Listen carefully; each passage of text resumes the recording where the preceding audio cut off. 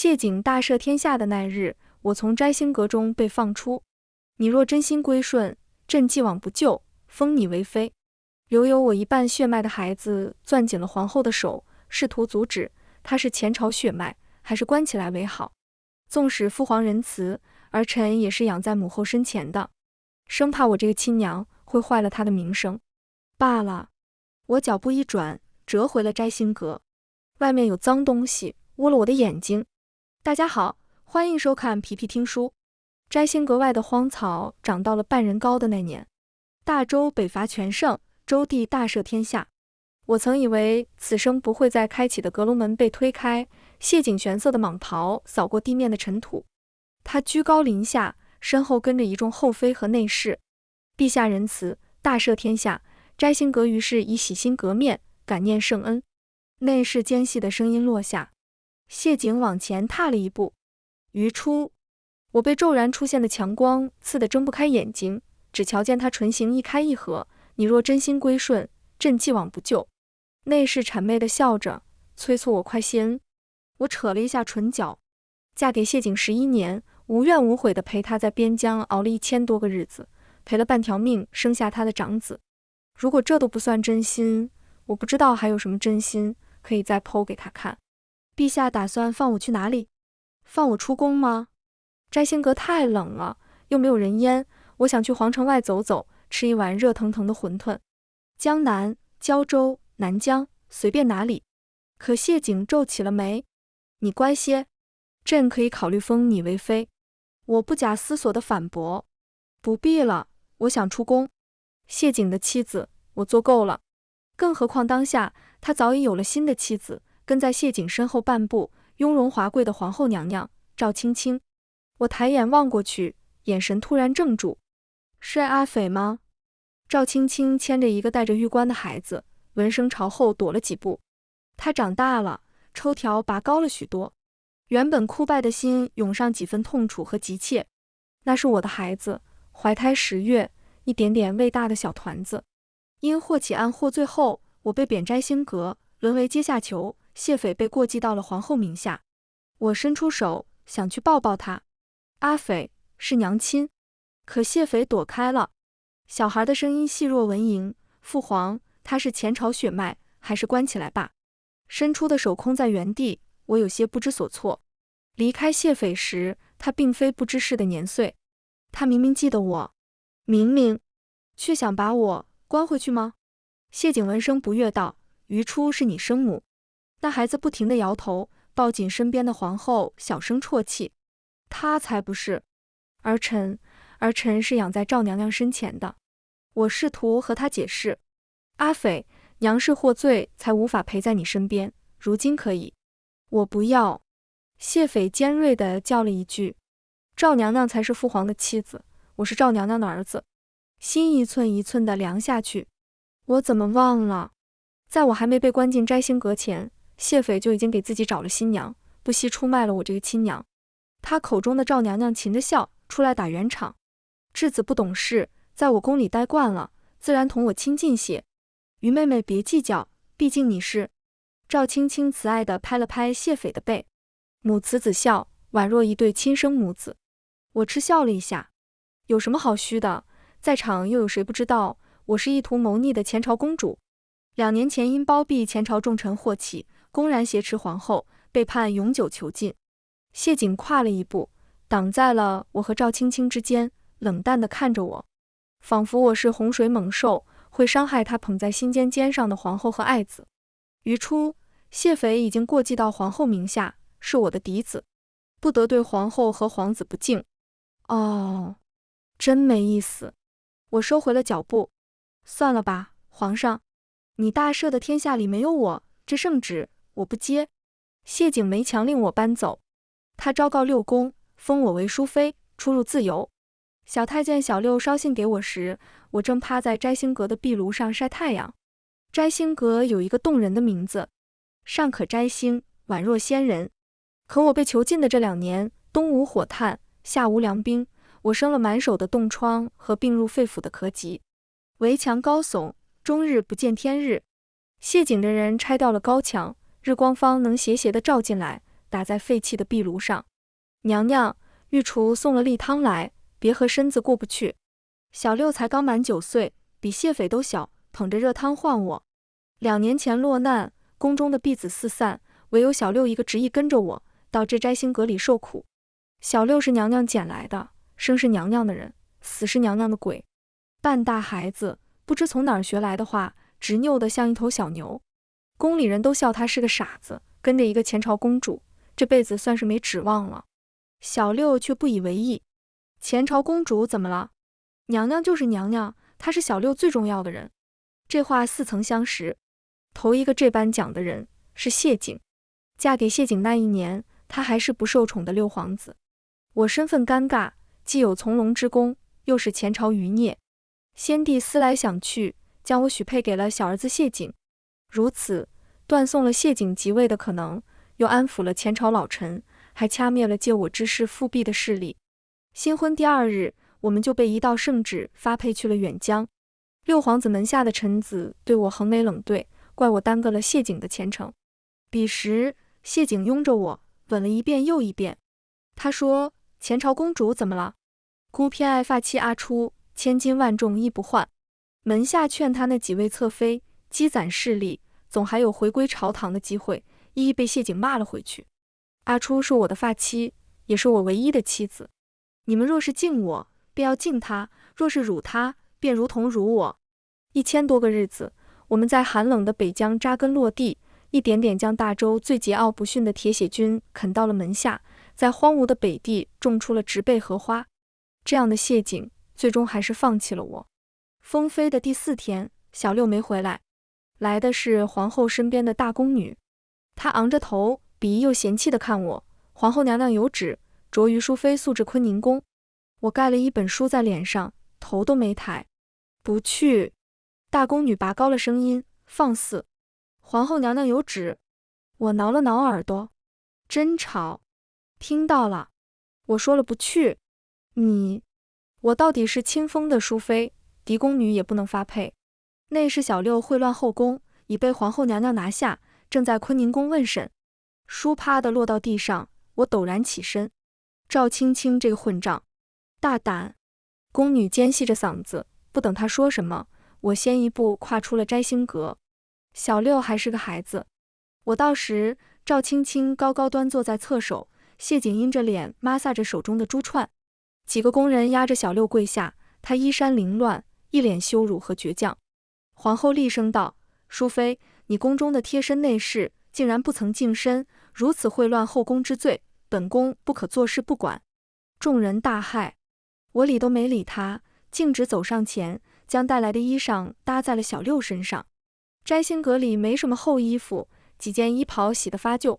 谢景的眼神一正，这是衣袍上绣了一朵虞美人，洗的次数太多，已经脱了线。那是谢景曾经留在我这儿的衣服，花也是我绣的。他拧紧了眉头，朕的衣裳，这狗奴才也配穿？我仔细地扣好了盘扣，又替小六整了整鬓角。皇上看错了，这是摘星阁的衣裳。被囚2年，这衣裳垫过床，包着砖，打过老鼠，当过抹布，难不成皇上还要穿？谢景却像是没听懂我在说什么，脱口而出：摘星阁怎会有老鼠？怎么还要垫床？他神态不似作伪。我笑了笑，眼神漫不经心地扫了一眼赵青青。狒狒待的地方不仅有老鼠，还有蟑螂、苍蝇、蛇。谢景的神情愕然，脸一寸寸黑了下去。他一字一顿：朕记得嘱托过皇后，摘星阁一应用度，皆按贵妃一致。我接话道：奇了，我竟不知贵妃一致连张床都没有。赵青青慌了，连忙站起开口道：臣妾记得，从不敢忘。宫中事务繁杂，未能事事盯梢，没想到让于妹妹受了委屈。可是，他话音一转，兴许也是摘星阁清冷，竟无人发现这男子竟同淑妃朝夕相处2年之久。众妃一时间议论纷纷，贴身内侍身不敬是重罪，连谢景都用怀疑的眼神扫过我和小六。我简直要气笑了。谢景，你脑子让驴踢了吗？他才9岁，比谢斐都小。堂下皆惊，从没见过有人指着鼻子骂过皇上。后妃婢子内侍吓得跪了一地，却见谢景一脸稀松平常的样子。不知为何，我竟在他眼中瞧出了几分愉悦。朕还怕这几年磨了你的性子，如今瞧着你尚好。神经！赵青青有些失面子，强撑着脸色。于妹妹说的有理，不过年岁小也是男子，于淑妃名声总是有损。这奴才欺君，就斩了吧，本宫再给妹妹挑几个好的。不行，我随口对了回去。赵青青哽了一下，淑妃，本宫是中宫皇后，发配一个内侍还轮不到你智慧。我抬了抬眼皮，想动小六，从我尸体上踏过去。淑妃，你……砰！谢景的珠子骤然摔在了桌上。他开口道：“行了。”小六保住了。我既有能力，便不允许任何人动他。谢景揉了揉眉心：“阿初，朕答应你，但他既是正常男子，不能留在宫中。”我点点头，我也没想让他一辈子当我的太监。小六在摘星阁吃了2年苦，肉都没吃过，我心中亏欠。谢景面色很差，却也颔首：“朕会补偿他，赏100金，愿落，仆从。”我摇了摇头。小六是我捡回来的，原本是想给他当半个娘亲的。如果不能留在宫里，就替他找一对父母吧。户部侍郎杜大人，家风清正，夫妻和谐。谢景给小六改了个名字，唤作杜生，赐给了杜大人做儿子。原本要治罪，竟成了封赏。赵青青不满地开口：“淑妃如此，有违宫规，日后臣妾该如何管理后宫？”谢景盘着的珠子停了下来，他语气漠然：“皇后若是不知如何管理，交出6宫之权，多的是人可以。”赵青青急了：“臣妾不是这个意思。”“那就闭嘴！”谢景近乎粗暴地打断，眼风扫了一眼皇后。摘星阁私自克扣用度一事，去查严查。他眼神转向我，承诺道：“朕从前不知你受了这般的苦，你放心，阿初，朕定会给你一个交代。”帝王的神态真挚，不惜为我当众服了皇后的面子。新进宫的嫔妃偶然投来一抹羡慕的眼神，兴许在想自己何时也能有如此荣宠。我无所谓地应了2声。这个屋子里的人，没有人信皇后对摘星阁之事不知情。3宫6院里，无人同我结仇。究竟是谁授意克扣摘星阁？又是谁会遣人偷偷放蛇、放老鼠？我不信谢景看不出来。他表面上维护我，却让皇后自己查自己，不过是想推出个替死鬼，成全他自以为是的情谊。我不介意，毕竟小六的事儿也是我故意的。小六未净身的消息透露出去，皇后就一定不会放过这个把柄。我要借谢景的愧疚，将小六送到杜家。杜秋林，杜大人，前朝的人。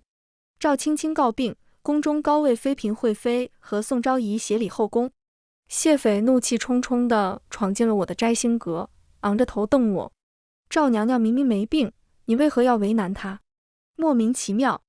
你该去问皇上，6宫之权给谁，自然是端坐高位的那个人决定的。”谢斐却不依不饶：“我如今养在赵娘娘名下，她没有亲子，我就是嫡长子。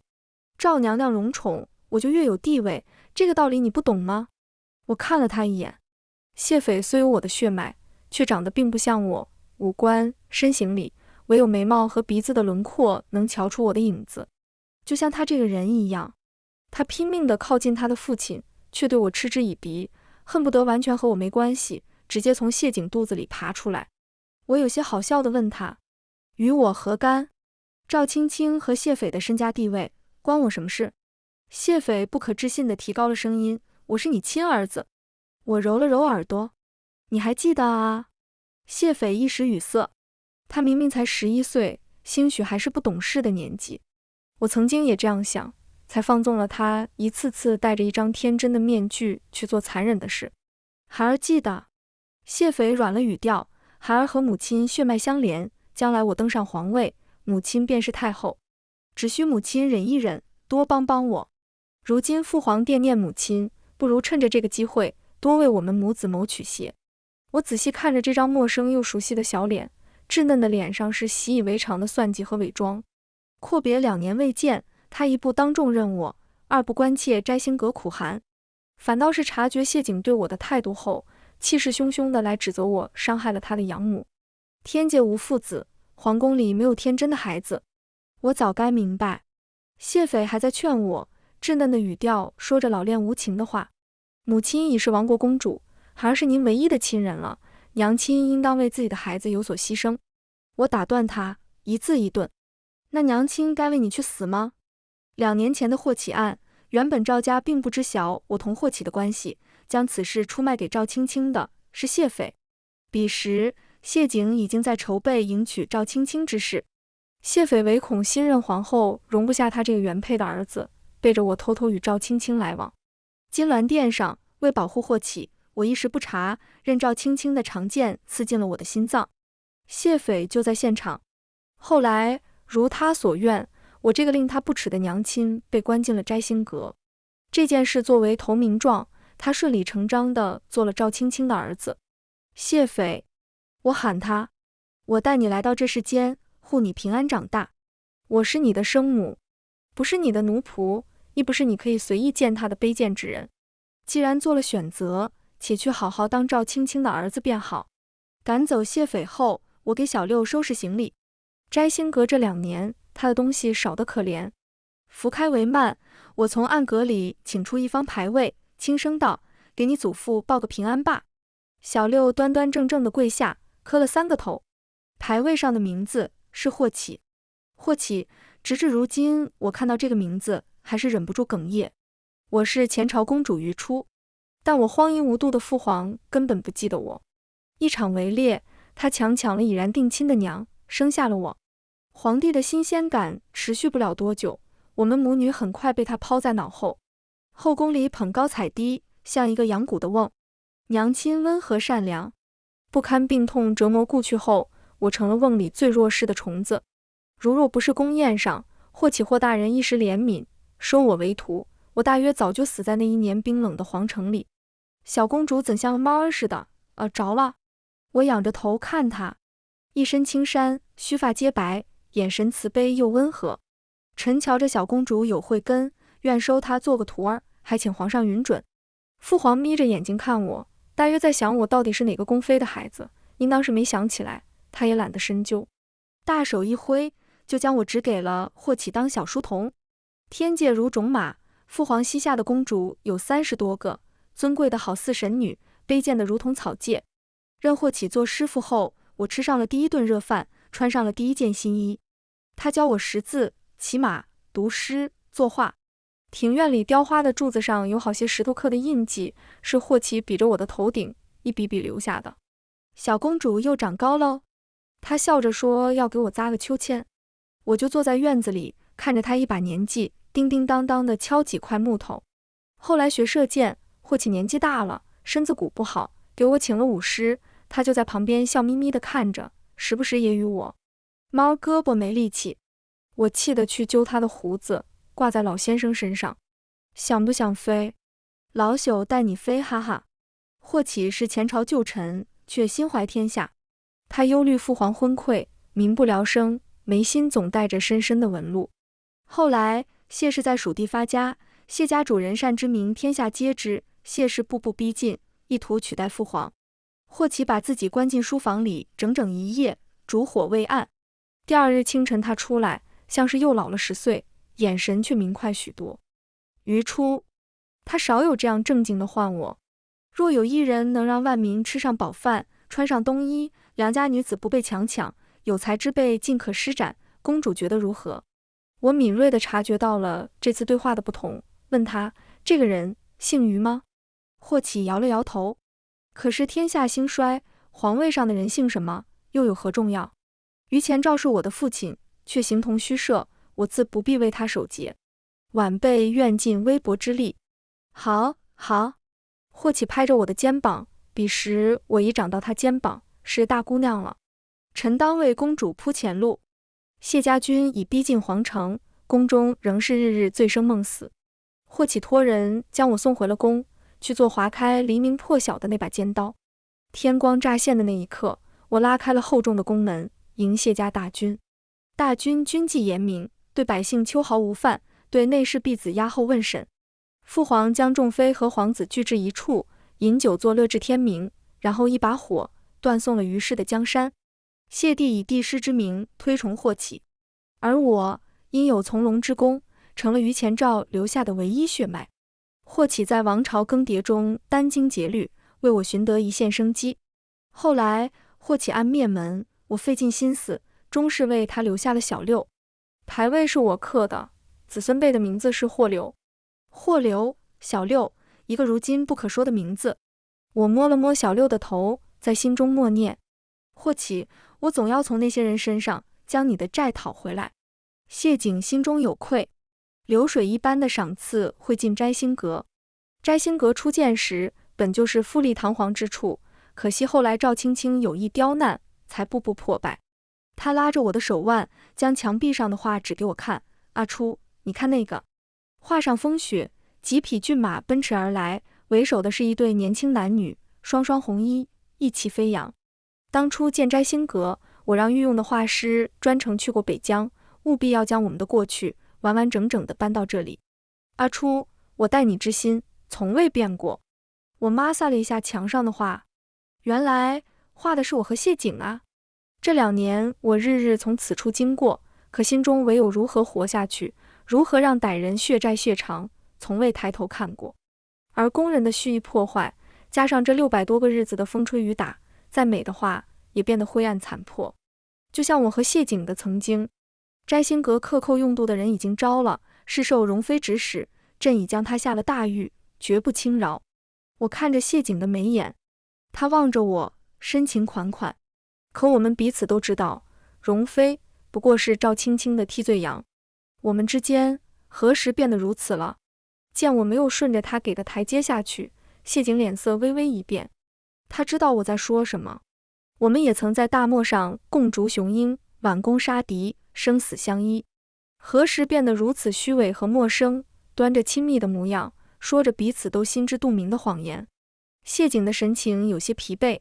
阿初，当初我有难处，不得不重用赵家，我懂，甚至连他降妻为妾，迎娶赵青青，只给我一个妃位，我也不曾有怨言。可赵家杀了霍启。我轻声道：霍启无罪，你的江山社稷不是非得杀他。霍启和曾经的谢帝是知己，他虽是前朝重臣，却在谢氏即位时立有大功。更何况于氏气数已尽，如今朝堂上多的是从前朝降了谢家的老臣。霍启不得不死，是因为我。赵青青忌惮我，赵家既扶持了自己的女儿当皇后，便容不下一个有长子的宠妃。彼时谢景愧疚，耗巨额人力财力修建摘星阁给我，又亲自教导谢斐。谢景的旧部也多是我的故交。为了扳倒我，赵家做了局，借用谢斐透露的消息，污蔑霍启谋逆，与前朝公主往来密切，意图复辟。明知那是一场针对我的围猎，我还是去了。因为那是霍启啊。虽从未言说，可在我心中，霍启更胜亲生父亲。我与霍启的情分，谢景是知道的。可当赵氏颠倒黑白，赵青青一剑刺入我胸膛，他降罪霍家，灭门。过去的事已经发生了，你非要揪着不放吗？霍启身为臣子，却屡屡挑战朕的权威，还敢越过朕教导谢斐，他就没错吗？我凄凉地笑了一声。可怜霍启，原以为寻到了可忠之君，直言不讳，呕心沥血，却没想到谢帝最后即位的儿子是一条披着人皮的狼。霍启不配教导谢斐。然后呢？我冷笑道：赵青青亲自教导的谢斐，确实是好儿子。谢景一滞，半晌叹了口气，他耐着性子坐下来，摇了摇我的手。他不再自称朕。阿初，我错了，我不该发脾气。你的身份尴尬，将谢斐报给赵氏养，也能抬一抬他的身份，终归还是为了你。真荒谬，为我，却将我扔在摘星阁不管不顾，杀我的师父和养父，再将我的亲子送给仇人。他们父子2人，凭何觉得给谢斐一个身份，我就该感恩戴德，把自己作践进泥土里？我难道不是个独立的人吗？我常常半夜惊醒，想到我们在北疆的日子，那是我最舒心、最痛快的日子。我怕赵氏仍不依不饶，才将你藏进摘星阁，是想保护你。谢景眼角红了，他说：“阿初，我是真的爱你。”那日后，谢景常常来看我，有时带着曾经的物件，有时和我聊北疆的故人，更多的是穷尽奢华的宝物。自谢景即位后，他独断专行，与先帝的风格完全不同。赋税强征，各地的宝藏纷纷朝上进贡，哪个地方动作慢了些，便会吃罚。谢景自北疆发家，是军武出身，他重武轻文，即位不过几年，已发动大大小小7、8场战争。谢斐见我得势，前来请安过很多次，都被拒之门外。你生气不愿见他，就不见罢，日后我们还会有别的孩子，最好是个小公主，到时候养在你名下，千娇万宠的长大。谢景哄着我，我浑身发抖，他一碰就忍不住站立。掀开衣裳，谢景看到了我的冻疮和身上的伤。谁敢？婢子跪了一地。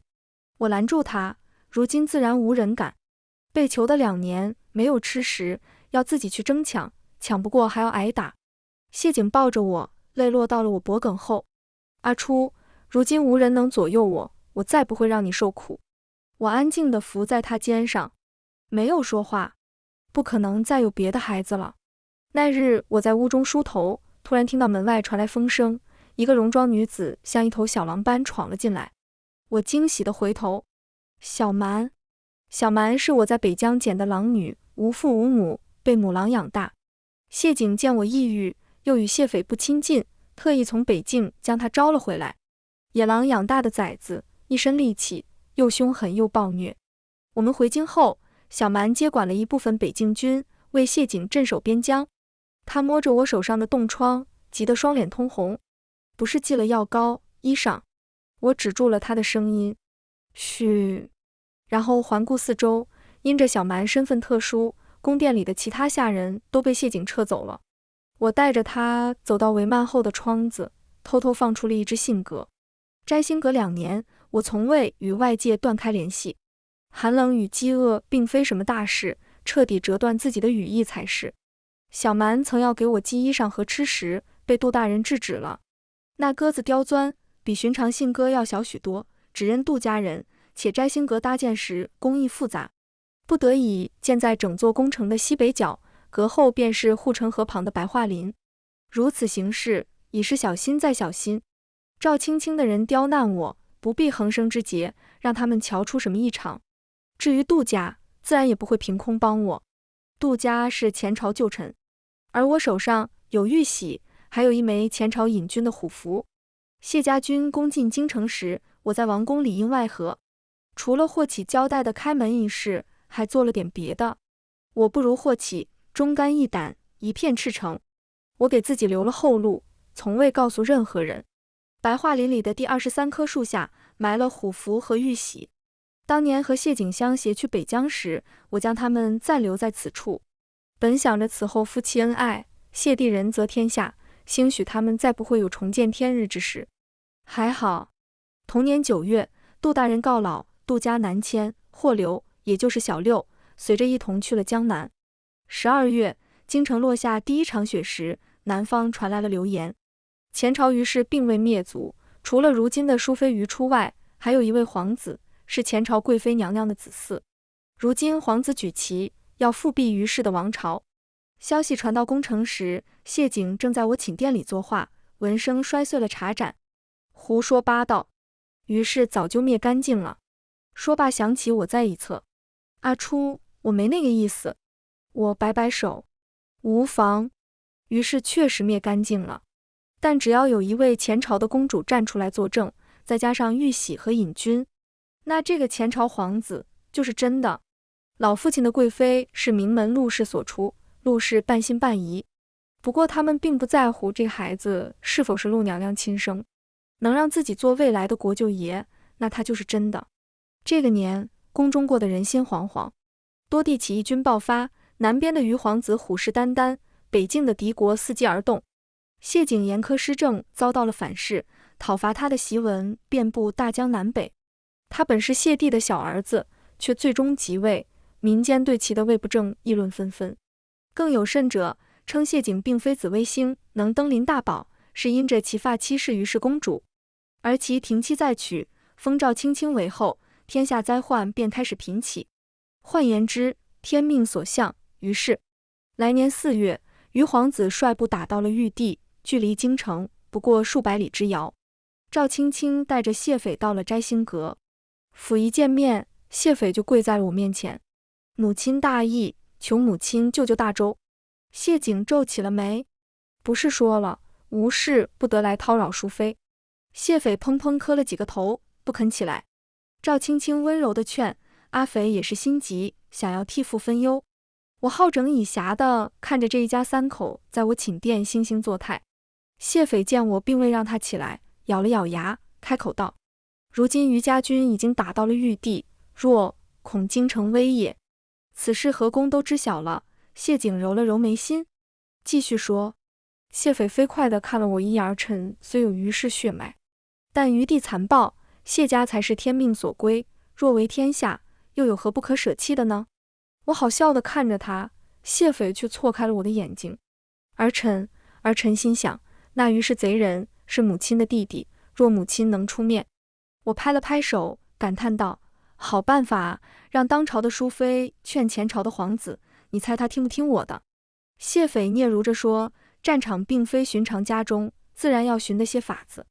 若以母亲性命将那贼人胁迫，若他无视唯一血亲性命，则是不孝不义。想必那贼人总会掂量几分，我们再借此谈和，兴许……他还没说完，谢景手中的茶盏就砸到了谢斐头上，鲜血飞溅。混账！那是你母亲？哦，这么说我就听明白了。谢斐的意思是以我的性命胁迫余皇子谈和，若是余皇子不愿，便要杀我祭旗，顺便给余皇子扣一个戕害唯一血亲的帽子，让他匡复余氏的名号立不住，受天下文人的口诛笔伐。谢景一脚踹倒了谢斐，猪狗不如的东西，你娘亲白生你了。谢斐伏在地面上发抖。其实我已经不难过了，有时候甚至怀疑谢斐究竟是不是我的亲生孩子。难道说我身上流淌着的余氏的血就是不忠不孝、残暴无度，因而谢斐如此也不算奇怪。赵青青还想劝些什么，被谢景直接给了一巴掌。这就是你教出的好儿子，谋算自己的亲生母亲，仗还没打就想着卑躬屈膝的求和。赵青青被打懵了，她在赵父身边娇惯着长大，想要嫁给谢景，我这个发妻就得让位；想要入主中宫，赵父就帮着谢景做皇帝；想要儿子，谢斐就眼巴巴地凑上前去给他做儿子。他的泪水夺眶而出。谢景阴沉着脸斥道：滚回你的坤宁宫去，朕一家的事还轮不到你来指手画脚。赵青青狠狠地瞪了我一眼，跑了出去。真的很冤枉。在他眼里，从大赦天下开始，谢景就处处与他为难，他最恨的就是我。可他着实看低了谢景，他哪里是会为了我不顾一切的人呢？如今对他轻慢，不过是赵老爷子病重难治，已经没多少日子了。5月，赵国公病逝，树倒猢狲散。6月，赵青青废后，改立淑妃余出为后。谢景红着眼眶说，无论如何，哪怕来日王朝便要倾塌，也要与我做夫妻。谢斐整个人都混乱了，他费尽心思讨好的养母，一朝之间覆灭，而他弃之如敝履，甚至想送出去祭旗的生母，被俘为了皇后。谢斐惶恐万分，跪在我寝殿外，不停地磕头，流了一地的血。母后，儿臣错了，儿臣被赵氏那贱人挑拨，才与母后离心啊！我从窗子往外看，谢斐涕泗横流，久久无言。去递个帕子，让他走吧。我吩咐道。我已经快要想不起来，当初那个小小的奶团子第一次喊我娘亲，第一次张开手要抱抱，是什么感觉了，只觉得疲惫和麻木。我信他此刻是真心悔过，却不是为我，而是为他的父皇。他害怕会因我而失宠。谢景不止他一个儿子，子凭母贵，向来如此。母后不肯原谅我，我便一直跪着，跪到母后原谅我的那一日。我推开窗，远处的夕阳斜斜照在院中。我轻声道：我原不原谅你，并不打紧的。谢斐却不信，执意不肯离去。算了，愿意跪就跪吧。其实他多虑了，他并非与他的父皇南辕北辙，封我为后，又何尝不是另一种求和？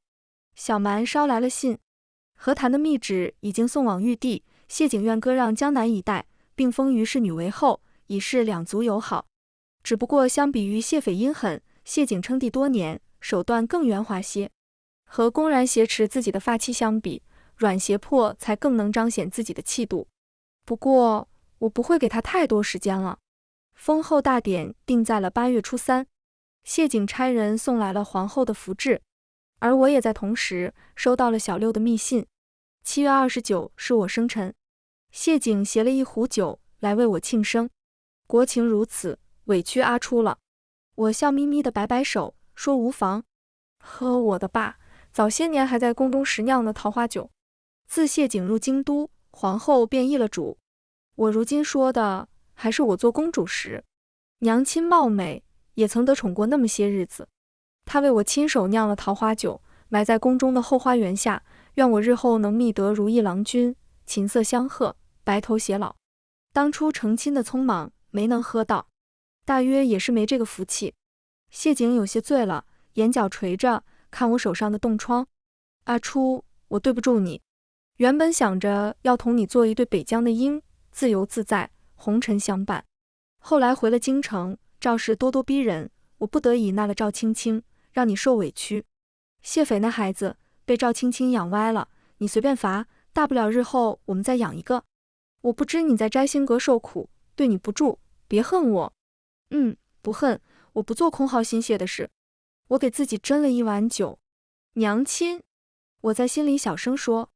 青天剑说我亲缘单薄，母亲去得早，父亲和一群兄弟姐妹一起归西，夫君无德，小儿生怨。本该带谢景和谢匪认个亲。算啦。我们坐在摘星阁的最顶层，身后的窗子开着，夜半呼嚎着暴雨前的风。谢景，我喊他，突然好奇，我是个怎样的人啊？谢景拢了拢外袍，笑着来拉我的手。阿初心善，率真，纯粹。我避开了他的手，朝窗外看了一眼，翻腾的乌云里酝酿着诗意。风太大了，你……谢景说到一半的话吞在喉咙里，他的眼睛霎时睁大。阿初，我翻身坐在了窗沿上，两条腿悬空晃着。阿初，你别乱动，我错了，我不该听信谗言，不该罚你，我……谢景慌忙起身，带倒了一桌的酒壶、茶盏，叮叮当当碎了一地。他踉跄了几步，我觉得有些好笑，风将声音吹散在阁楼里。谢景，你不会以为我伤心到要自裁吧？他面色灰白，呼吸急促，显然是这样想的。我摇头。谢景，一个会给谢帝开宫门的前朝公主，你为何觉得她会心善、率真、纯粹呢？谢景也是天界人，可他太自负了，和谢匪一样，认为女人只能是后宫里争宠的玩意儿，心血来潮时就宠一宠，危难面前便可推出去。远方的火光隐隐绰绰，打杀声近了。我歪了歪头，和谢景打了最后一个招呼，回见谢帝，然后翻身从摘星阁坠了下去。在谢景撕心裂肺的叫声中，小蛮捞住了我。他攀在摘星阁朝着护城河的那一侧，小声抱怨：“你又中了。”我搂紧了他的脖子，笑着问：“一切都顺利吗？”呼啸的风声中，小蛮比了个手势，那是于皇子攻城的意思。小蛮奉旨回京时，偷偷带回了一只精锐，就停在城外。他带我回到了中军军帐，刚进门，一个身影就撞了上来。“娘娘！”我揉着腰骂他：“娘娘可经不起你这么一出。”小六长高了些，闻声不好意思地站直。“娘，姐姐没事吧？”“是，我现在是她的姐姐了。无奈我是女子，成事到底要艰难些，总不能杜撰出一个于皇子，却又寻不着人。霍家世代清廉正直，心怀天下，就让霍流当皇帝吧，算我送给霍启的礼物。”于淑妃自摘星阁坠楼，命丧护城河。谢景送出的和谈书被撕毁，和谈失败，于军上下一鼓作气，势如破竹，攻破了城门。小蛮骑在一头狼上，举着长枪，公然反了谢景。高高在上的帝王站在城墙上，呕出了一口血。他死死盯着小蛮，厉声道：“他没死，对不对？余初呢？把他还给朕！”一支利箭穿风而过，击飞了谢景的王冠。霍流放下长弓，遥遥望去，身后响起了余军的欢呼声。谢景的头发散了，在风中仓皇又可笑。不知他下令对霍启动手那一年，有没有想过这支利箭会从霍家的子孙手中射出？赵氏放弃了赵青青，趁着夜色乔装出逃，被杜大人截在郊外。余皇子曾称落难时为赵氏所刁难。赵氏一族激进，人人喊打，谁都想在新帝面前出个头。杜大人抢了这份功劳，率先斩下了屠刀。谢斐在城墙上看到了霍流，转身就跑向深宫，掐死了尚在噩梦中的赵青青。他提着赵青青的头颅邀功：“母亲，母亲在何处？儿臣替您报仇了。”霍流问我还要不要见他，我摇了摇头。如今我们母子已然无话可说，他是谢家子孙，而我是霍家的女儿。霍流即位，复国号余，废帝谢景和其妻妾子女被囚于地宫。谢斐疯了，终日念叨着娘亲后悔赵娘娘。我被以霍家一脉的身份接回，霍启的小女儿霍初。霍家祠堂里，我和霍流三叩首，为霍启敬香。姐姐为何不恢复身份？这宫中的长公主、太后，尊贵的位子你随便挑，摄政王也行，或者还是你来做着皇上。霍流扶我起来，摘星阁2年到底伤了身体，如今稍动些筋骨，都要缓很久。我笑他不着调，虽是复辟，到底是元年，女子称帝这条路太难了，姐姐不愿做。其实我挺愿的，但让群臣接受一个两朝反水，先后做了公主和皇后的女子为帝，我朝确实还无如此雅量。那来做个长公主也行，你本就姓余。我摇摇头，看向霍启的牌位，喃喃道：姐姐最想做的事情就是做她的女儿，如今终于得偿所愿。这天下姓什么是最要紧的，却又是最不要紧的。霍流抱怨道：那我便要换你姑姑了，一天一变，真怕哪日喊错了。他亦步亦趋地跟着我，像曾经在宫里相依为命那样。